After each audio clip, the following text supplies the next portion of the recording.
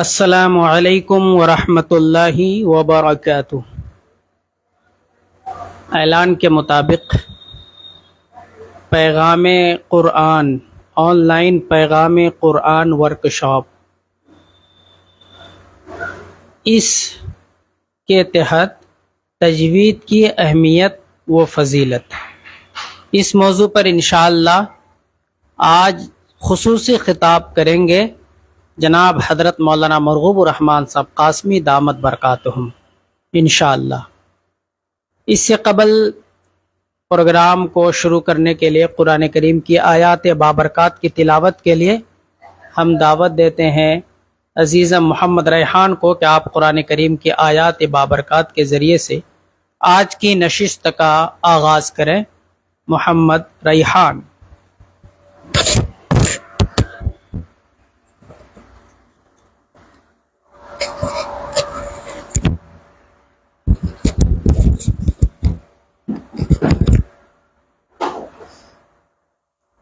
أعوذ بالله من الشيطان الرجيم بسم الله الرحمن الرحيم يا أيها المزمل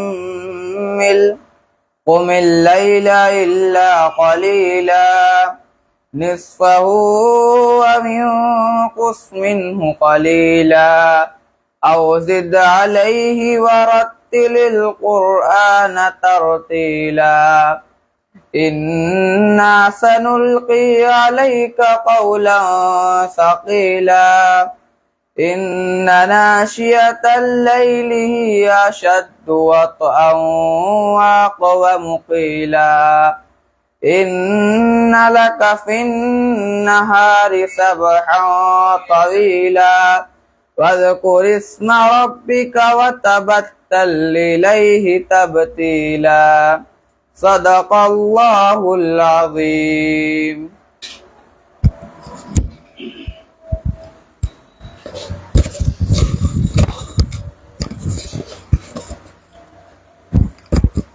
ماشاءاللہ، بہت خوب۔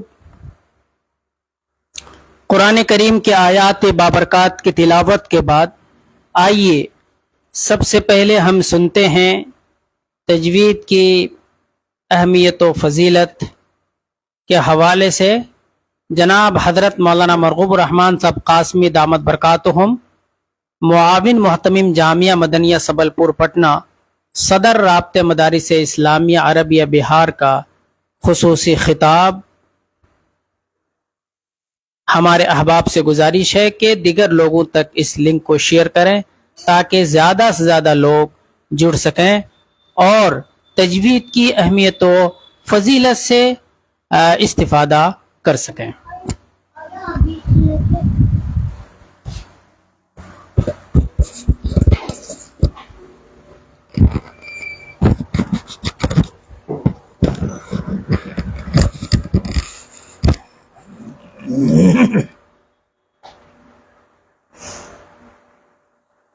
بسم اللہ الرحمن الرحیم الحمد للہ رب العالمین والصلاة والسلام على سید المرسلین وعلى آلہ وصحبہ اجمعین، اما بعد۔ آج تجوید کے موضوع پر اور طریقہ تعلیم اجرا کے ساتھ اس موضوع پر ایک ہفتہ تک بیان کا سلسلہ جاری رہے گا انشاءاللہ۔ تو سب سے پہلے ہم پڑھیں رب یسر ولا تعسر وتمم بالخیر وبک نستعین یا فتاح رب زدنی علما۔ الگ الگ حرفوں کو مفردات کہتے ہیں۔ آپ حضرات کو معلوم ہے کہ جس طرح قرآن کریم کے حروف اور کلمات متواترہ ہیں اور محفوظ ہیں، اسی طرح طرق ادا قرآن کریم کے حروف اور کلمات کو کس طرح ادا کیے جائیں گے اور ان کے طریقے ادا کیا ہیں وہ بھی متواترہ، اور ائمہ کرام اور علماء کرام نے شروع سے لے کر کے آج تک طرق ادا کی حفاظت کے سلسلے میں بھی پوری محنت کر رہے ہیں۔ یہی وجہ ہے کہ جو بندہ تجوید کی رعایت کے ساتھ قرآن کریم کی تلاوت نہیں کرتا ہے، خود قرآن کریم اس کے اوپر لعنت بھیجتا ہے، اللہ سے دوری ہونے کے سلسلے میں وہ بددعا ہوتا ہے اس کے حق میں۔ اس لیے تجوید کو سیکھنا ہر مسلمان کے اوپر فرض قرار دیا۔ اتنی مقدار تجوید کا اور قراءت کے علم کا سیکھنا جس سے قرآن کریم صحیح طور پر تلاوت کر سکے، اس کو فرض عین قرار دیا ہے، جس طرح نماز فرض عین ہے، اور پورے طور پر تجوید کے مسائل کو اور علم قراءت کو سیکھنا یہ فرض کفایہ قرار دیا گیا۔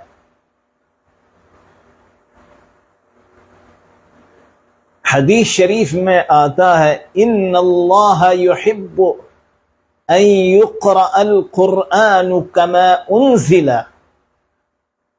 اللہ تبارک و تعالی یہ پسند فرماتا ہے کہ جس طرح قرآن کریم کا نزول ہوا ہے اسی طرح ان کی قراءت ہو اور تلاوت ہو۔ سب سے پہلے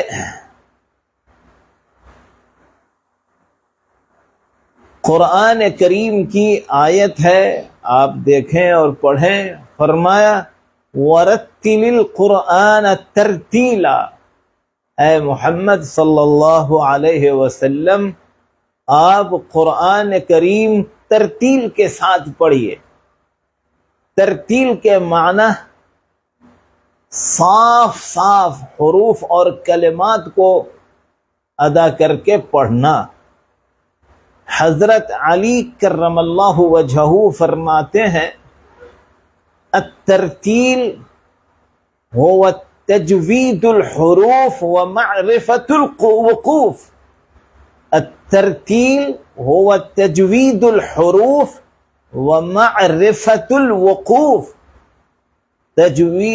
ترتیل حروف کو تجوید کے ساتھ ادا کرنا اور پڑھنا۔ تجوید کے معنی عمدہ اور حسین کرنا، عمدہ اور حسین، عمدگی سے پڑھنا اس کو کہا جاتا ہے تجوید۔ اور وقوف کی معرفت، تلاوت کرتے درمیان کہاں پر ٹھہریں گے، کہاں پر سانس توڑیں گے، اس کو جاننا، اس کو کہا جاتا ہے معرفت وقوف۔ چنانچہ علماء مجودین نے مخارج حروف اور وقف کے اقسام کو بیان کیا ہے۔ جو آدمی مخارج حروف اور صفات کے جو حروف کے جو صفات ہیں وہ یاد کر لیتے ہیں اور مشق کرتے رہتے ہیں، بڑی آسانی ہو جاتی ہے قرآن کریم عمدگی کے ساتھ تلاوت کرنا۔ تو شروع میں سب سے پہلے یہ بیان کرنا چاہتا ہوں، اور وہ یہ ہے کہ حروف کی دو قسمیں بیان کی گئی ہیں۔ ایک حرف مبانی اور ایک ہے حرف معانی۔ حرف مبانی وہ حرف ہے جس سے کلمات تشکیل پاتے ہیں، اسے حروف مفردہ بھی کہا جاتا ہے، اور حروف تہجی بھی کہتے ہیں کہ ان حرفوں کو ہجہ ہجہ لگا کر کے پڑھتے ہیں، جیسے الف ہے، با ہے، الف، با، تا، سا، جیم، ہا، یہ سب لے کر کے یا تک جو پڑھتے ہیں ان کو حروف مبانی کہا جاتا ہے، حروف مفردہ بھی کہا جاتا ہے، حروف تہجی بھی مجازی طور پر کہتے ہیں۔ تو الف سے لے کر یا تک ان کے نکالنے کی جگہ کیا ہے جس کو مخرج کہا جاتا ہے، ان کی بھی تفصیل سے بیان کیا گیا ہے۔ دوسری قسم ہے حرف معانی۔ حرف معانی وہ حرف ہے جو دوسرے کلمے کے بغیر معنی ادا نہ کر سکے۔ فن نحو میں بچے پڑھتے ہیں کہ کلمہ کی 3 قسمیں ہیں، اسم، فعل، حرف۔ تو حرف، یہ حرف معانی کہ دوسرے کلمہ کے ملائے بغیر معنی ادا نہ کر سکے، جیسے ان ہے، ان ہے، ان ہے، فی ہے، عن ہے، حروف جارہ وغیرہ اور جو حروف ہیں۔ تو حروف مفردہ ان کے مخارج کیا ہیں، ان کو اصل جاننا، اور صفات کیا ہیں، ان صفات کو بھی جاننا اور سمجھنا ہے۔ بہت سے آدمی ایسے ہیں جو حروف کی ادائیگی میں نہ تو مخارج کی رعایت کرتے ہیں اور نہ ہی صفات کی رعایت۔ اسی لیے علماء نے بیان کیا ہے کہ تجوید کی غرض و غایت ہی یہی ہے تصحیح حروف۔ جیسے فوائد مکیہ میں حضرت قاری اور المقری عبد الرحمن صاحب نور اللہ مرقدہ نے یہی بیان کیا ہے، یہ تصحیح حروف۔ اور تجوید کی اصطلاحی تعریف یہ بیان کیا ہے کہ حرف کو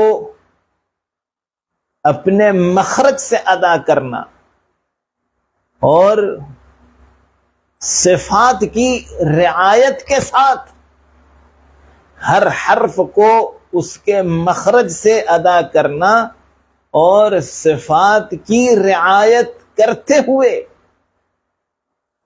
تب جا کر کے حروف عمدگی کے ساتھ ادا ہوں گے۔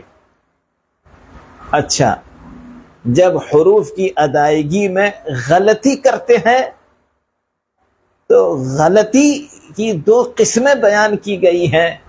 ایک قسم تو ایک ہے جو ظاہری غلطی ہوتی ہے جسے لحن جلی کہتے ہیں، اور ایک ہے کہ چھپی ہوئی غلطی کہ ہر آدمی اسے محسوس نہیں کر سکتا، وہی کر سکتا ہے جو اس فن میں مہارت رکھتا ہے، اس کے لحن خفی کہتے ہیں۔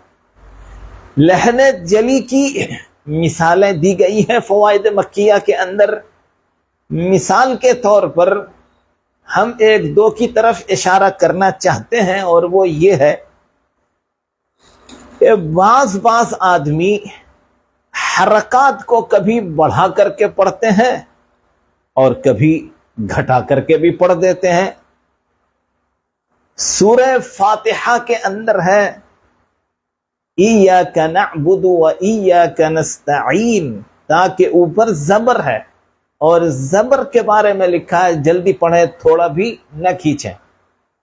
تو غلطی کرنے والے اس طرح پڑھ جاتے ہیں نستعین، یعنی تا کو اس طرح پڑھا کہ وہ تھوڑا سا کھینچ دیا الف کی طرف، حرکت کی بو آ گئی، نستعین ہو گیا۔ یہ غلطی ظاہری غلطی ہے، لحن جلی اس کو کہا جاتا ہے۔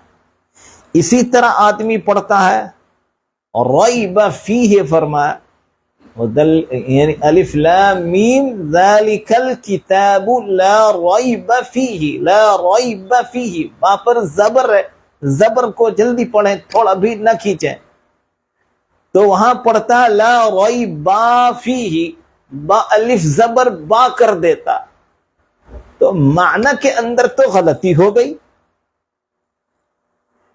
زبر کو اتنا کھینچا کہ اس سے الف مدہ پیدا ہو جائے، ایسے ہی زیر کو اتنا کھینچا جائے کہ اس سے یا مدہ پیدا ہو جائے، تو اس طرح پڑھنے کو غلط قرار دیا ہے۔ مثال کے طور پر اہدنا الصراط المستقیم میں اہدی دال کے نیچے زیر ہے، زیر کو معروف پڑھیں، مجہول آواز سے بچیں، تو اہدی کی بجائے اہدی پڑھ دیتا ہے، یا مدہ کے ساتھ کھینچ کر کے پڑھ دیتا ہے، تو یہ معنی غلط ہو جائے گا۔ اسی طرح الحمد دال کے اوپر پیش ہے، پیش کو معروف پڑھیں، مجہول آواز سے پڑھیں، تو وہ معروف اتنا وہ کر دیتا ہے کہ واو کی آواز نکلنے لگتی ہے، جیسے الحمدو پڑھ دیتا ہے، دالوا پیش دو ہو جاتا ہے۔ یہ غلطی ہے جو حرکات کے گھٹانے اور بڑھانے سے ہو جاتا ہے۔ حروف مدہ جیسے ہے اس کو گرا کر کے آدمی پڑھتا ہے۔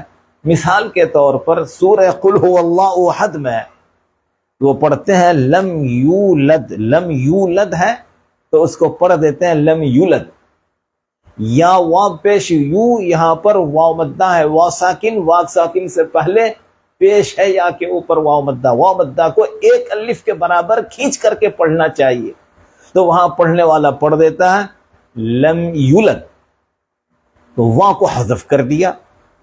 یا اسی طرح ترمیہم بحجارۃ میں میم یا زیر می ہے، تو آدمی اس یا کو کی حذف کر دیتا ہے اور کہہ دیتا ہے کہ مہم، ترمیہم، تو یہ غلطی ہے۔ اس طرح کی غلطیوں سے بچنا بہت ضروری ہے۔ بعض مؤذن اذان دیتا ہے تو اشہد ان حمزہ اور نون ملنا چاہیے، ان نون خلنا ہوتا ہے، تو وہ کہہ دیتا ہے اخفا کر دیتا ہے اشہد ان، ایک تو یہ غلطی، دوسری غلطی یہ ہے کہ کہتا ہے اشہد ان محمد رسول اللہ، یہ حمزہ اور نون کے درمیان میں ایک الف مدہ کا اضافہ کر دیتا ہے۔ تو یہ سب غلطیاں ہیں، ان سب غلطیوں سے بچنا ضروری ہے۔ تو بہرحال طرق ادا، قرآن کریم کے کلمات کی ادائیگی کا طریقہ، ان طرق ادا کو بھی محفوظ رکھا ہے علماء کرام نے، مجودین حضرات نے، اور حفاظت وہ بھی تواتر کے ساتھ ہے۔ اب ہم پڑھتے ہیں جیسے الف ب ت ث جیم ح خ، اس طرح یہ تو حروف مفردہ کا بیان ہو گیا۔ آگے پڑھتے ہیں حرکات والی، جیسے زبر، زیر، پیش کو حرکات کہتے ہیں۔ حرکات کو جلدی پڑھیں، تھوڑا بھی نہ کھینچیں۔ جیسے زبر کی مثال ہے حمزہ زبر ا، با زبر ب، تا زبر ت، ث ج ح خ، اس طرح پڑھتے ہیں، یہاں تک پڑھتے ہیں۔ تو اجرا اس طرح کرتے ہیں، حمزہ پر زبر کی حرکت ہے، زبر کو جلدی پڑھیں، تھوڑا بھی نہ کھینچیں۔ جیسے حمزہ زبر ا، با زبر با، با پر زبر کی حرکت ہے، زبر کو جلدی پڑھیں، تھوڑا بھی نہ کھینچیں۔ اچھا، زیر کی حرکت کے متعلق، زیر کو معروف پڑھیں، مجہول آواز سے بچیں۔ زیر کی آواز نیچے کو جاتی ہے، جیسے حمزہ زیر ای، با زیر بی، تا زیر تی. بعض حضرات پڑھ دیتے ہیں حمزہ زیر اے، با زیر بے، تا زیر تے. یہ پڑھنا صحیح نہیں. یا اسی طرح پڑھتے ہیں حمزہ زبر اے، با زبر با، یعنی کھینچ کر کے. یہ پڑھنا بھی صحیح نہیں، اس لیے کہ وہاں یہ کہا جا رہا ہے حمزہ پر زبر کی حرکت ہے، حرکت کو جلدی پڑھیں جو مقدار ہے پڑھنے کی. زیر ہے تو زیر کو معروف پڑھیں، مجہول آواز سے بچیں. جیسے با زیر بی تو پڑھتے ہیں با زیر بے، تا زیر تے. یہ مجہول آواز ہے، غلط ہے. اسی لیے اجرا بھی کرنا چاہیے آدمی کو. اب اسی طرح پیش کی حرکت کے سلسلے میں پیش کو معروف پڑھیں، مجہول آواز سے بچیں اور جلدی پڑھیں، تھوڑا بھی نہ کھینچیں. اگر جلدی نہیں پڑھیں گے اور تھوڑا سا کھینچ دیں گے تو واو مدہ کی آواز آ جائے گی، وہ صحیح نہیں ہوگی. پیش کی آواز آگے کو جاتی ہے اور ہونٹ گول ہوتے ہیں، اس کو انضمام شفتین کہا جاتا ہے. دونوں ہونٹ مکمل طور پر ملتے تو نہیں ہیں، اتصال شفتین تو نہیں ہوتے ہیں، البتہ ملنے کے قریب قریب ہوتے ہیں، اسی کو انضمام شفتین کہا جاتا ہے. تو ملتے ہیں. حمزہ پیش او، با پیش بو، تا پیش تو. اب پڑھنے والے پڑھتے ہیں حمزہ پیش او، با پیش بو، تا پیش تو. یہ مجہول کی آواز ہوئی، صحیح نہیں ہوئی. یا اسی طرح پڑھتے ہیں حمزہ پیش او، با پیش بو، تا پیش تو. یہ کھینچ رہے ہیں وامدہ، یہ بھی صحیح نہیں. تو جہاں پر صرف پیش کی حرکت ہو تو پیش کو معروف پڑھیں، مجہول آواز سے بچیں اور جلدی پڑھیں اور تھوڑا بھی نہ کھینچیں. پیش کی آواز آگے کو جاتی ہے جیسے او، بو، تو، سو، اور ہونٹ گول ہوتے ہیں. یہ تو آج اتنی بات ہوئی. دوسری بات یہ ہے مخارج حروف. مخارج حروف کتنے ہیں؟ ائمہ کرام کے درمیان کچھ اقوال ہیں، تو ہم امام خلیل نحوی رحمہ کا جو قول ہے اس قول کو، وہ یہ ہے کہ مخارج حروف 17 ہیں. اور حروف مفردہ کتنے ہیں؟ تو حروف مفردہ 29 ہیں. جمہور علماء مجودین کا یہی قول. اور مخارج حروف 17. البتہ حضرت مولانا وقاری عبد الرحمن صاحب مکی ثم الہ وادی نور اللہ مرقدہ نے مخارج حروف 14 بیان کیے ہیں. یہ تفصیلات ہیں جو بڑی کتابوں کے اندر آئیں گی انشاءاللہ. 17 حروف کے مخارج کیا کیا ہیں اس سلسلے میں آج تو اتنی بات یاد رکھ لی جائے کہ اصول مخارج 5 بیان کیے گئے ہیں. 5. ایک اصل تو جوف دہن، منہ کا خلا، جو اندر حصہ ہے منہ کا خلا. اور دوسرا اصل ہے حلق. حلق کی پھر 3 قسمیں بیان کی جاتی ہیں: اقصائے حلق، ادنائے حلق، وسط حلق. ان جگہوں سے حلق سے حروف نکلتے ہیں. اسی طرح لسان یعنی زبان، اس زبان میں 8 مخارج بیان کیے ہیں اور حروف 18 نکلتے ہیں. جیسے حلق میں 3 مخارج بیان کیے گئے ہیں تو حروف نکلتے ہیں 6. اسی طرح زبان میں 8 مخارج بیان کیے گئے ہیں اور حروف نکلتے ہیں 18. اسی طرح شفتین یعنی دو ہونٹ، یہ دونوں ہونٹ اور اس سے حروف نکلتے ہیں، جیسے فا ہے، با ہے، میم ہے، یہ نکلنے کے طریقے ہیں۔ اور پانچویں اصل ہے وہ خیشوم، جو ناک کے بانسے سے نکلتا ہے، غنہ جو نکلتا ہے۔ تو آج تو اتنی بات معلوم ہو جائے کہ مخارج کے اصول 5 ہیں۔ ایک ہے جوف دہن، دوسرا اصل ہے حلق، اور تیسری اصل ہے وہ لسان زبان، اور چہارم ہے وہ شفتان، اور پنجم ہے وہ خیشوم۔ تو ان سب مخارج سے کون کون سے حروف نکلتے ہیں انشاءاللہ اس کا بیان بھی آئندہ آئے گا۔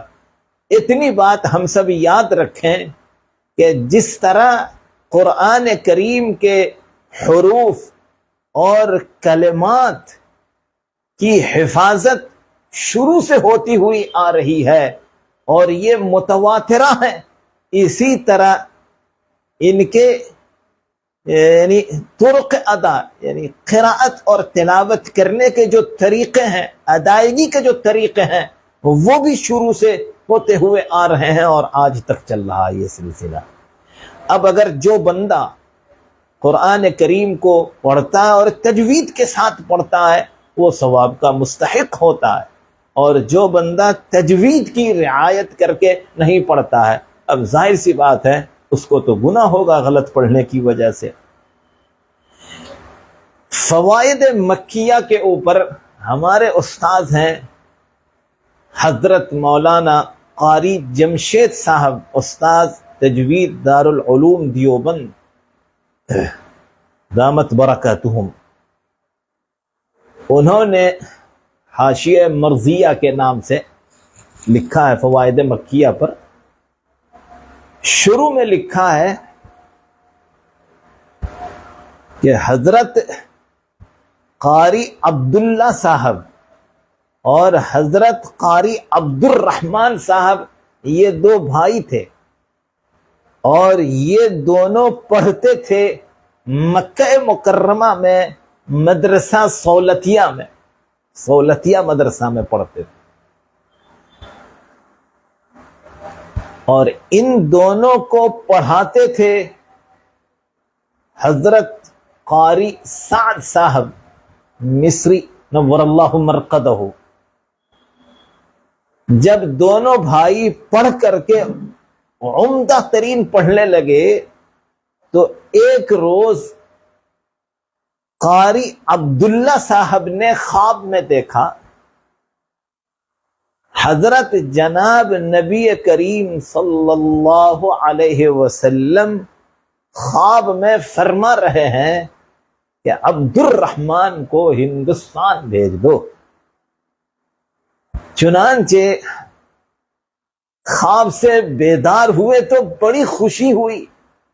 کہنے کا اصل منشا یہ ہے کہ قاری عبد الرحمن صاحب رحمان مکہ مکرمہ سے ہندوستان آئے اور کانپور میں پڑھے اور پڑھانے لگے، اور ایک مرتبہ طبیعت اکتا گئی تو وہ اپنا ساز و سامان باندھ کر صبح روانہ ہوتے تو خود قاری عبد الرحمن صاحب نے خواب دیکھا آقائے مدنی سرکار دو جہاں حضرت جناب محمد الرسول اللہ صلی اللہ علیہ وسلم فرما رہے ہیں کہ کہاں جاؤ گے، کہاں جا رہے ہو، اس طرح کے کچھ کلمات۔ تو یہاں خدمت لی جائے گی، چنانچہ وہ یہیں رہے، اور پھر ان کے بعد میں طلبہ پڑھنے کے لیے جوق در جوق آنے لگے۔ تو ان کے شاگردوں میں قاری حفظ الرحمن صاحب رحمۃ اللہ علیہ بھی ہیں، اور یہ قاری حفظ الرحمن صاحب رحمہ وہ ہیں جو دارالعلوم دیوبند میں وہ صدر القرہ تھے، اور ان کے پاس بہت سے تلامذہ قراءت کر کے فارغ ہوئے. قاری حفظ الرحمان صاحب رحمۃ اللہ علیہ کے پاس ان کے تلامذہ میں سے ایک شاگرد قاری جمشید صاحب مدظلہ العالی بھی ہیں، اور ہشتم کے سال میں نے بھی قاری جمشید صاحب مدظلہ العالی کے پاس پڑھنے اور مشق کرنے جاتا تھا، وہ اصول التجوید پڑھا. اسی طرح جب میں مدرسہ اسلامیہ اعزازیہ پتنا میں پڑھتا تھا تو ایک قاری صاحب تھے، وہاں میں مشق کرتا تھا، اور قاری صاحب نے مشق کیا تھا سابق امیر الہند و صدر جمعیت علماء ہند حضرت مولانا قاری عثمان صاحب نور اللہ مرقدہ کے پاس. اور حضرت قاری عثمان صاحب نور اللہ مرقدہ نے قراءت سیکھی تھی قاری حفظ الرحمان صاحب نور اللہ مرقدہ کے پاس. تو اس طرح سلسلہ پورے ہندوستان میں چلتا رہا. چنانچہ جب دارالعلوم دیوبند سے فارغ ہو کر کے میں جامعہ مدنیہ سبلپور آیا تو شروع سے ہی تجوید کتاب پڑھانے کا اپنے پاس رکھا. تو الحمدللہ آج مشورے میں ایک بات آئی کہ ایک کتاب ہے انوار التجوید، اس انوار التجوید کا سلسلہ ایک جاری ہو. انشاءاللہ اس سے سننے والوں کو فائدہ ہوگا. اللہ تعالی ہم سبوں کو تجوید کے سیکھنے اور تجوید کے ساتھ قرآن کریم پڑھنے کی توفیق عطا فرمائے. وآخر دعوانا ان الحمدللہ رب العالمین.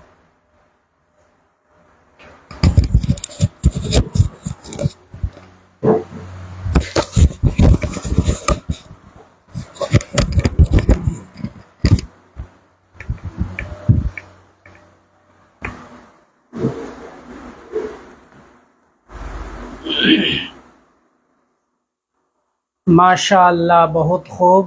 یہ تھے جناب حضرت مولانا مرغوب الرحمان صاحب قاسمی دامت برکاتہم. فن تجوید و قراءت پر ان کی خاص توجہ ہے، اور ان کی دو اہم کتابیں، بلکہ ایک ہی کتاب انوار التجوید حصہ اول حصہ دوم. یہ انوار التجوید ماشاءاللہ یہ جو ہے انوار التجوید دو حصوں میں ہے، بہت ہی مفید کتاب ہے. تو انشاءاللہ یہ سلسلہ ابھی چلے گا اور قسط وار بیان ہوگا. نبی کریم سرکار دو جہاں صلی اللہ علیہ وسلم پر جب قرآن کریم اترتا تو طریقہ یہ تھا کہ نازل شدہ آیات کو آپ حضرات صحابہ کرام کو یاد کراتے تھے، اور قرآن مجید آپ صلی اللہ علیہ وسلم پڑھ کر سناتے تھے.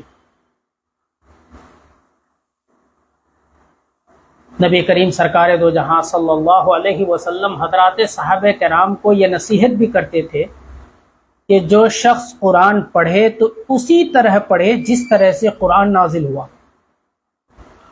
خاص طور سے ایک دوسری روایت میں آپ صلی اللہ علیہ وسلم نے یہ بھی کہا کہ قرآن ان چار شخصیتوں سے سیکھو: عبداللہ ابن مسعود، سالم مولا ابی حذیفہ، ابی ابن کعب، معاذ ابن جبل. اسی طرح آپ نے کہا زین القرآن باصواتکم. اس سے یہ سمجھ میں آتا ہے کہ قرآن کریم کو اسی طرح سے پڑھنا ہے جس طرح سے قرآن کریم یہ کتاب نازل کی گئی ہے. ذرا سا بھی زبر زیر پیش کہاں کھینچنا ہے کہاں نہیں کھینچنا ہے، اگر ہم نے ذرا سا بھی اس میں غلط کر دیا تو اس کا معنی بدل جائے گا، اور جب معنی بدل گیا تو ظاہر ہے کہ نماز بھی نہیں ہوگی.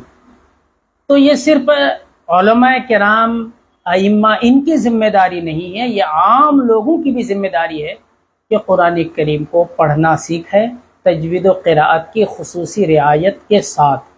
انشاءاللہ یہ اس سلسلے میں آج کا یہ پہلا دن ہے، پہلا پروگرام ہے، اور ابھی یہ سلسلہ چلے گا کئی موضوعات پر، جیسے مد، صفات، مخارج، اس طرح کے تمام عناوین پر انشاءاللہ بیانات ہوں گے۔ اب ہم آپ سے رخصت چاہتے ہیں۔ اللہ تبارک و تعالی ہم سب کے بیٹھنے، سننے، جمع ہونے، اس کے لیے محنت کرنے والوں کو قبول فرمائے، آمین۔ السلام علیکم ورحمۃ اللہ وبرکاتہ۔